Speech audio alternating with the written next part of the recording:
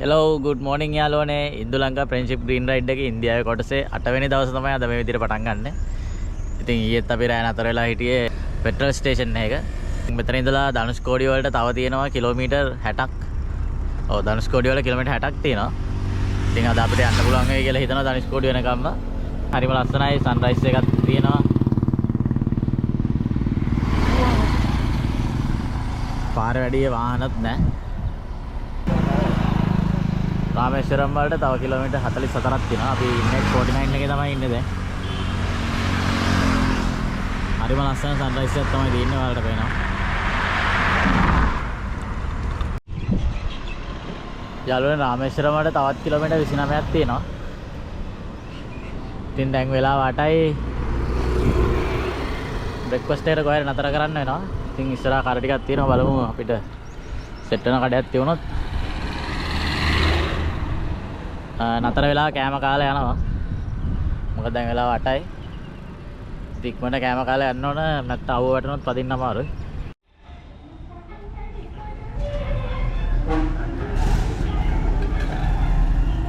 යාළුවනේ උදේ කෑමට ගත්තේ ඉඩ්ලි, පයිප්පු වඩේ, බොණ්ඩයි. මේ තුනම හොඳ රසට තිබුණා. ඉස්සෙල්ලා කෑම කාපු කඩේ මේ ටී තියුන්නේ නැහැ. ඒකින්ද මග තව කඩයක් දැකලා ටී එකක් බොන්න නතර කරා. මේ ගොඩක් වෙලාට එහෙම තමයි ටී තියෙන කඩවල කෑම නැහැ, කෑම තියෙන කඩවල වල ටී නැහැ. ඒ විදිහට තමයි තියෙන්නේ. ඉතින් අපි ටී එක බීලා බලමු.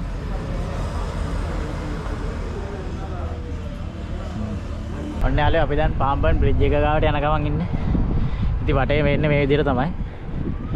මේ පැත්තෙන් රේල් පාර තියෙනවා. මේ පැත්තෙන් පාර, මේ පැත්තෙන් මූද.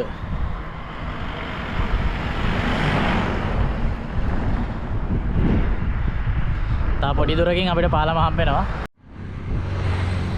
යාළුවෝ අපි දැන් බ්‍රිජ් එක උඩට ඇවිල්ලා ඉන්නේ. මේ තියෙන රේල් පාර, මේ පාර, මේ පැත්තේ වලට පේන ඇති ෆිෂින් බෝට් නවත්තලා තියෙනවා.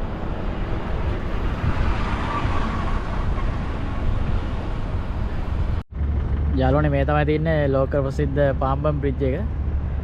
ඉතින් මේක ඉස්සන්න පුළුවන් විදිහට තමයි හදලා තියෙන්නේ. නැවක් මෙතනින් ලොකු එකක් යනකොට. හෙලෝ යාළුවනේ මේ තියෙන්නේ පාලම් දෙකම උස්සන දුර්ලභ අවස්ථාවක්. ඉතින් මට රාමේශ්වරම් යාළුවෙක් තමයි මේ වීඩියෝ එක දුන්නේ. මොකද දැන් මේ විදිහට පාලම උස්සන්නේ නැහැ කියලා තමයි යාළුවා කිව්වේ. මේ පාරේ මේ පැත්තේ ෆිෂින් බෝට් තමයි ඔක්කොම තියෙන්නේ.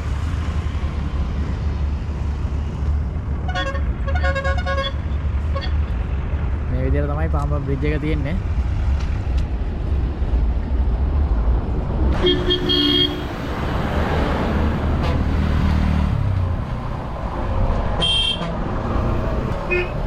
ඔන්න යාළුවෝ එහෙනම් අපි ලෝක ප්‍රසිද්ධ පාම්බන් බ්‍රිජ් එකත් බැලුවා. ධනුෂ්කෝඩි යන ගම. මෙතන ගොඩක් වෙලා නතර කරන් ඉන්න දෙන්නේ නැහැ මේ වාහන බ්ලොක් වෙන හින්දා. අර කට්ටිය ඉතින් ටික වෙලාවක නතර කරලා බලලා යනවා. යාළුවෝ ලස්සි එකක් බොන්න හදන්නේ.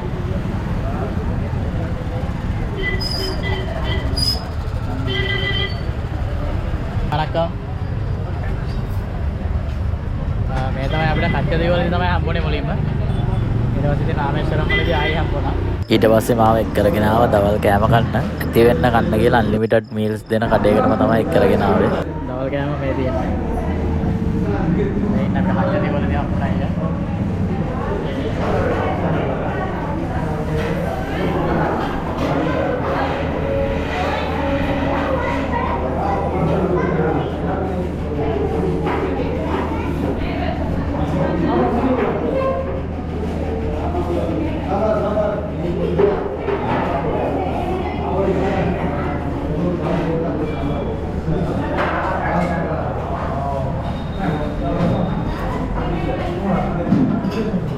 ඊළඟට මම ගියේ රාමපාදම් ටෙම්පල් එක බලන්න. එතන තමයි රාමේශ්වරම් වල තියෙන උසම තැන. ඉතින් ඔයාලට රාමේශ්වරම් සිටි එකේ ලස්සන view එකක් මෙතනින් බලා ගන්න පුළුවන්. වයින් ගිණුවක් අරන් ගියොත් ඔයාලට ලංකාවත් මෙතන ඉඳලා බලන්න පුළුවන්.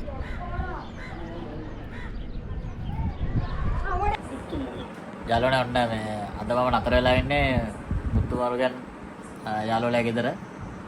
ඉතින් මේ කෑමක් ගෙනත් දීලා තියෙන්නේ. ඉතින් මේ ස්වීට් එකක් රස බලන්න දුන්නා. අපි කාලා බලමු. රොමරන්රි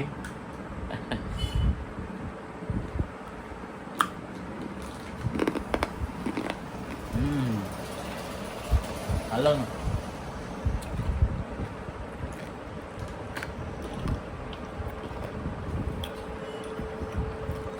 බූට එකක් වගේ නිකන්. කිරි දාලා හදලා තින් මේ නට්ස් ටිකක් තියෙනවා. හරිම රසයි. ඉතින් මේ රාමේශ්වරම් ආපෙලා යාළුවෝ ගොඩක් හම්බුණා. මම හිතන්නේ කච්චදීව නිංගලම කච්චදීව වන්දිත.